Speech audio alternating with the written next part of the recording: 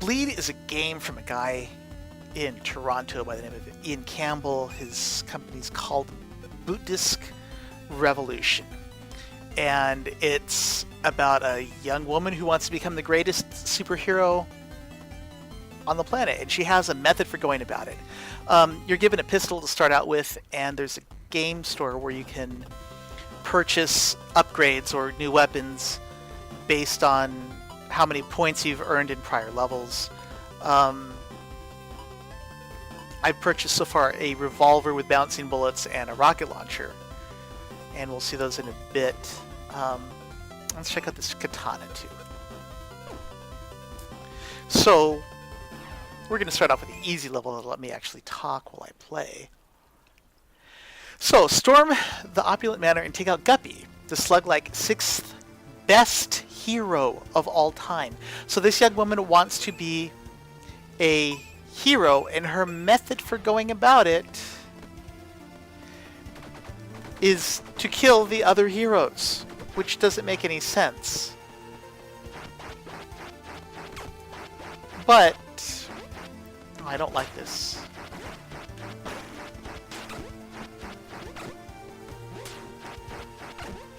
Nope, don't like the katana. But that's okay, because in the middle of the game, I can change weapons. Okay. So that's like... It's like she doesn't really understand what it means to be a hero. I haven't finished the game yet to see what her...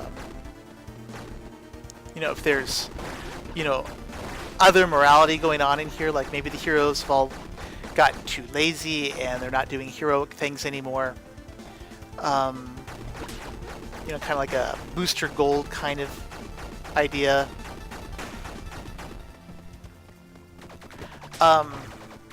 But anyway, the game is really well put together. The controls are super tight.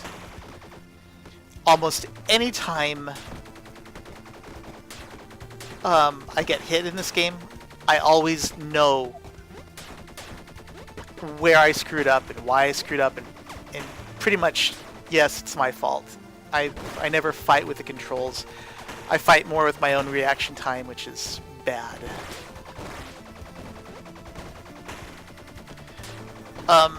There is one weird thing about the game. If you're playing with a controller, the jump button is not one of the face buttons or based on the controller stick direction. It's one of the triggers, which is really kind of weird. But what it allows you to do is, on one hand, you can do this type of multi-jump, but then also with the other trigger, you can slow down time and get a lot of control in your jumps, so that you could literally do loop-de-loops around projectiles as they come at you. Now, I would not be able to do this, but it allows you to do things like that, you know, essentially avoiding mechanics, because you're able to jump a little bit further, jump a little bit higher, aim a little bit more exactly.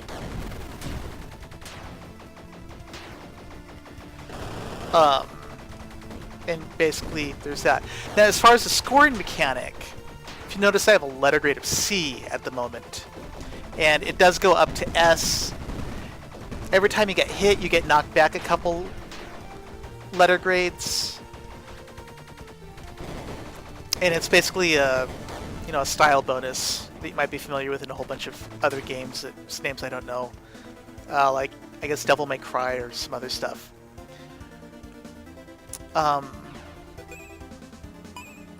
But there you go. Okay. So anyway, here's our first boss battle, and it's at first, you know, pretty wimpy of a boss fight, but oh god, it gets worse.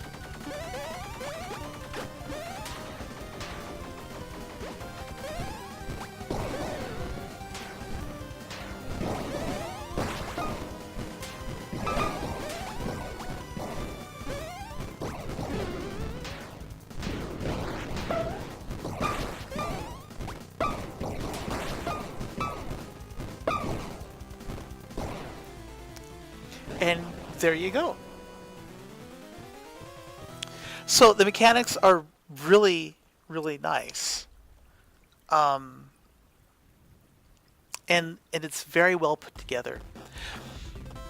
Like I said, aside from the questionable ethics of assaulting the fifth best heroes of all time, and so on, to become the greatest hero of all time, like I said, seems really weird. One last thing that I wanted to mention about the game. There's not much story involved. And it's basically you're in and you're out. If there's a cutscene other than the intro, I have yet to see it. And, that I think is a good thing, especially in a game like this. But one other thing is that the protagonist is female.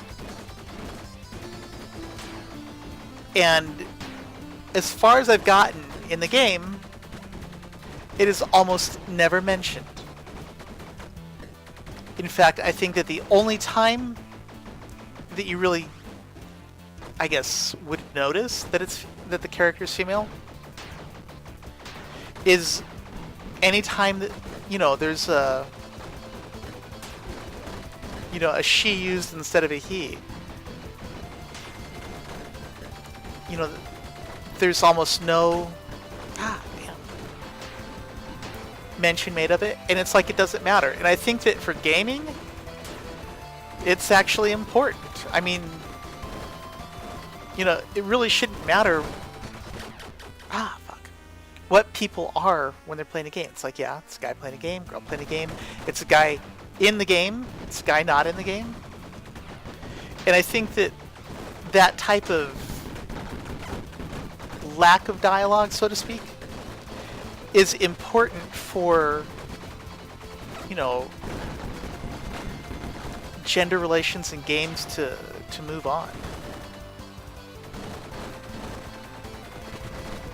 One other thing that I didn't notice until I think just a little bit earlier is that I believe the bosses... fuck! There we go. Shit. I think that the bosses in the level are gay. Because your names are Gibby and Sue.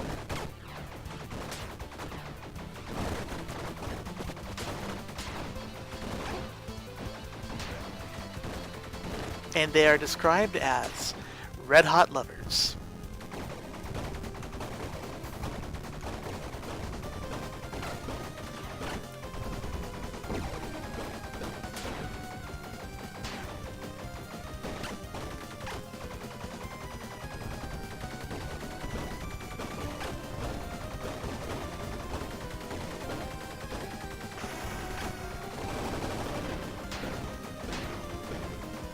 I think I'm gonna end up dying again before I get this.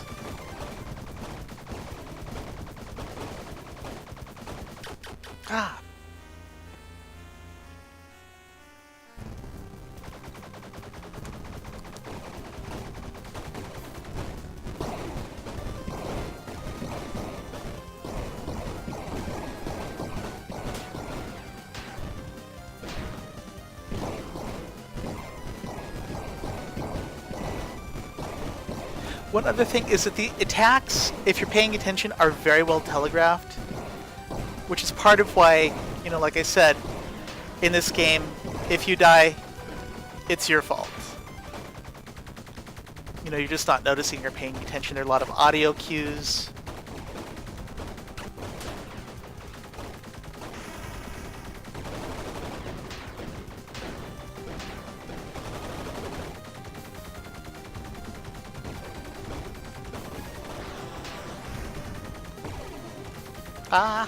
There we go.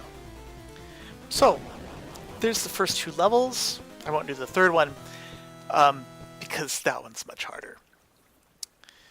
And, there you go. You do get, I think, a score bonus the first time you defeat each difficulty. And there are 4 difficulties. So if you go through and you think, normal's too easy, hard's too easy, there's still very hard.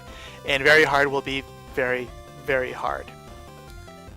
Anyway, go ahead and pick this up. I'll have a link to his website where you can get it through the Humble Store, or it's also available on Steam. I recommend this game.